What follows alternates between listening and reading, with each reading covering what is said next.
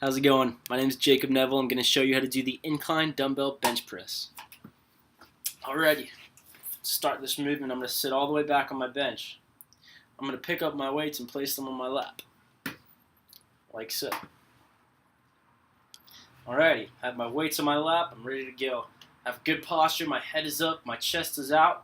I have back straight, pretty straight back. Time to sit back on the bench and give it a go.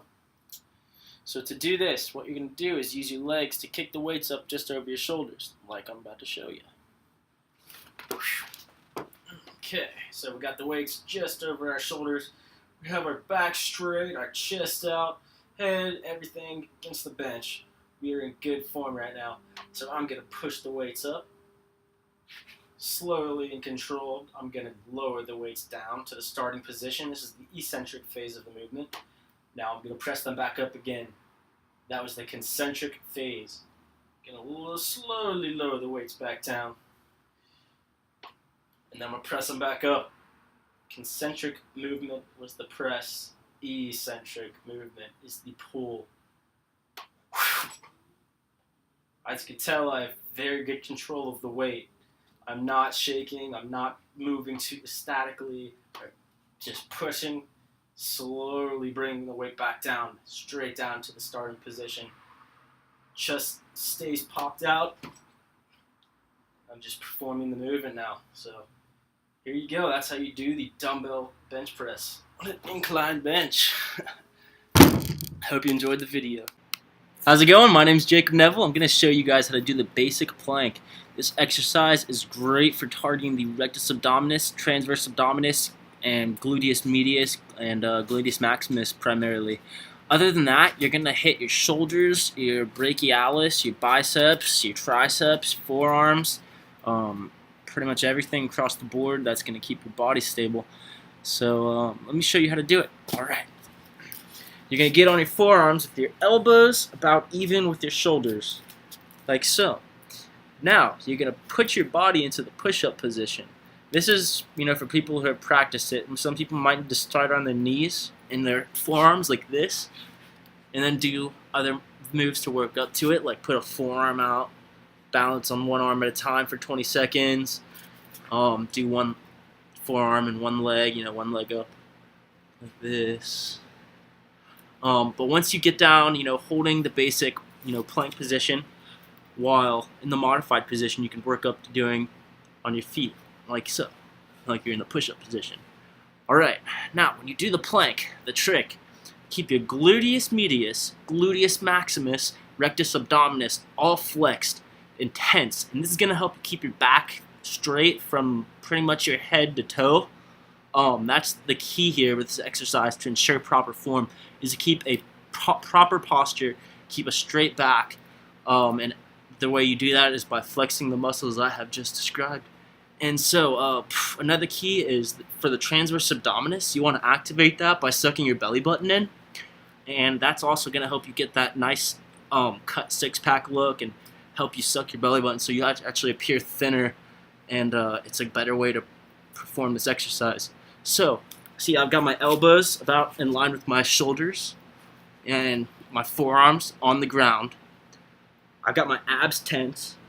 I've got pretty much my glutes activated while I'm doing this fully, and that what it does is helps me keep my thighs and my torso a straight line. So my hips are extended with a straight line from pretty much everything down my toes. So that's how you perform the basic plank. Thank you. How's it going? My name's Jacob Neville, and today I'm going to show you how to use the leg extension machine at your local gym. First off, an overview of this exercise. It is a great way to target and isolate your quadriceps. Many people, they have a lot to say about the leg extension, but I still highly value it as a part of my workout. A lot of people, what they'll say is that it causes stress at the knee joint, and it places unnatural force on your knees and ankles. Well, I've never had any problems with it. So, a few ways that you can minimize your risk of injury with this exercise.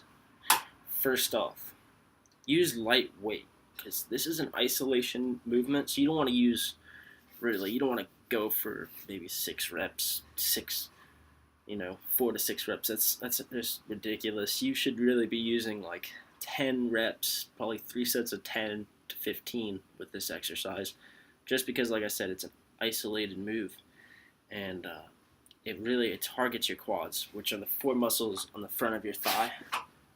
I'll point them out. In the middle, you have the rectus femoris, and underneath the rectus femoris, it's a superficial muscle. You can't see it. It's called the vastus intermedius. On the inside of the quad, the vastus medialis. It's this one right here. On the outside, the vastus lateralis. And so, rectus femoris, vastus intermedius, vastus medialis, vastus lateralis. It's pretty easy to remember those 4 muscles.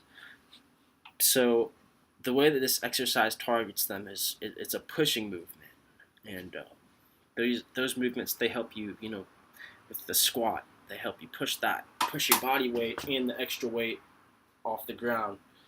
And I really, like I said, I value this exercise, and I use it every time I do a leg workout pretty much. So let me show you how to get to the preparation phase of the movement. I don't usually use this machine for this exercise because I have a nice leg extension machine at my gym, but since I'm at home, I'll show you how I could do it at home. I'm using a crossbow by Wider, and it just does everything. So I'm going to get into this machine and lock myself into place. And when I get locked in place, get my body in the correct position, best position to execute the exercise, I'm going to focus on my breath, my breathing, by taking a deep breath first before starting the exercise. A few deep breaths. Then I'm going to make sure I have a good inhalation before beginning this exercise. So now I'm going to press the weight. It's about a 1.5 to 2 second concentric phase. And then I lower the weight for about 3 seconds. That's the eccentric phase. 1 to 2 seconds concentric. And notice when I get to the top, you can really fully extend your quads out. And you can press and continue. You can just hold it there for about a second before lowering it back down. And that's the isometric phase, is the holding it there before lowering it back. And so when you're in the isometric phase of the movement, what that does is it helps you really isolate the quad a lot better and build muscle memory in your quad. It helps you neurologically contract more muscle fibers and build more lean muscle tissue. That is extremely important for athletes. It helps you with everything: explosive strength, functional strength. It's the way to do it, honestly. If you go at it with just horsing around, blam, blam, blam, you're just not really targeting anything. You might get a little bit of a workout in, but you're not really targeting your quads. You're monkeying around. So, the smart way to do this exercise without injury, a few ways that people mess this exercise up, is they'll let the pads. Luckily, this machine doesn't allow you to do that, but they'll let the pads draw their shins back, and that is unnatural forces when you can't control the weight, and it causes you to, go beyond a 90-degree angle, which is the healthy range of motion, is to stop it at 90 degrees, and then concentrate and contract, use the concentric phase again, lower it back down to 90, just a little bit more than 90, isometric phase, squeeze at the top.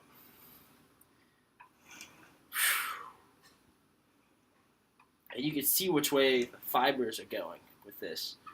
On the eccentric phase, they're stretching the quads. Concentric phase, so everything's contracting. It's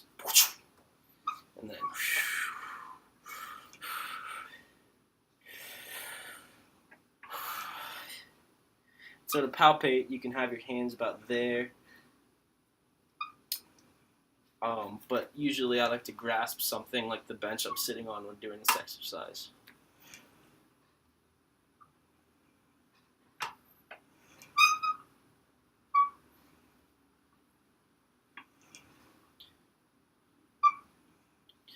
So like I said, the concentric phase of this movement is about 2 seconds of pressing that weight up with my quads. Eccentric phase is lowering under that tension to the starting position. The isometric phase is when I get to the top, like right there. That was a little bit quick, sorry. I get to the top, I hold it, and I squeeze with both legs, squeeze, and then lower it back down. Now really, this exercise is great. It's a great exercise for your quads. Don't listen to what people tell you. If you're using lightweight and you're using the key tips that I shared with you just then on how not to injure yourself, you really you can't negate the benefits of this workout. So I hope you learned something about the leg extension today watching my video, and thank you for letting me share. All right, have a good one. Bye.